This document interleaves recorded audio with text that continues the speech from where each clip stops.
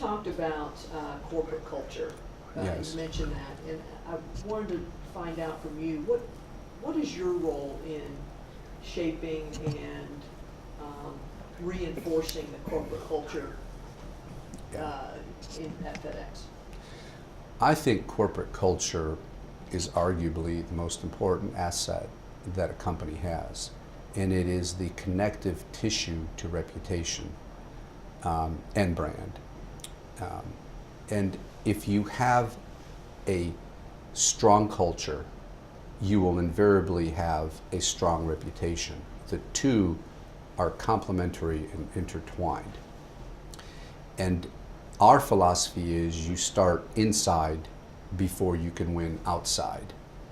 And particularly today, culture is so important because as businesses become more and more commoditized, and there is a race for intellectual capital, particularly because we're dealing in free agent societies. People and workers are so mobile now, they're not as loyal as they used to be. And certainly knowing that employees can be either your best ally or advocate or your worst enemy.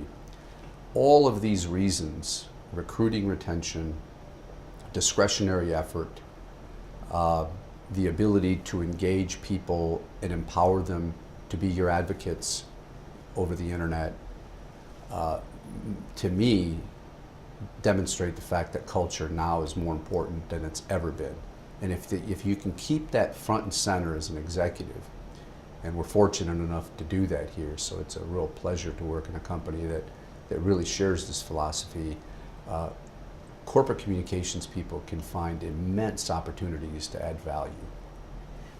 Marketing communications, is that redefining the practice of public relations? Is there a line anymore, or have they really been integrated? Marketing communications certainly is a term that in my mind has changed dramatically. I think that there is certainly a fusion between the two disciplines, between marketing and corporate communications. And that's, I think, primarily because everything is now being adjudicated on one playing field. So all the stakeholders, customers, NGOs, politicians, they all can see everything. The channels are available to all of us now. The notion of controlling the message is no longer important. So you've also got to look at the workplace and marketplace more holistically. So the days of taking linear views of the customer through the marketing lens and all the budgets and all the programs and all the channels that they availed themselves to versus CorpCom or PR who would look at the media or maybe employee and occasionally put out a fire and have its own budgets and consultants and channels. All that now has just converged.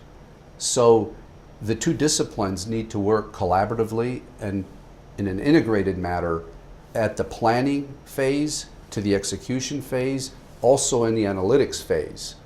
And then find a way to optimize all of your resources, your channels, your budgets, and take a common view of all stakeholders and looking at both offense and defense requirements of the corporation.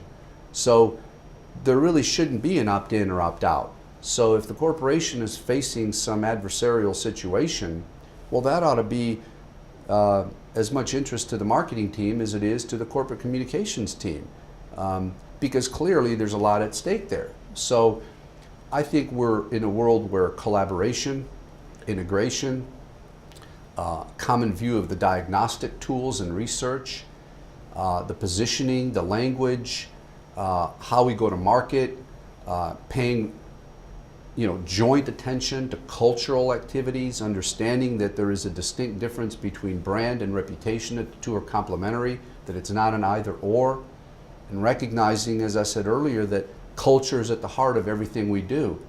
So tremendous change in the world of marketing communications, as you put it earlier.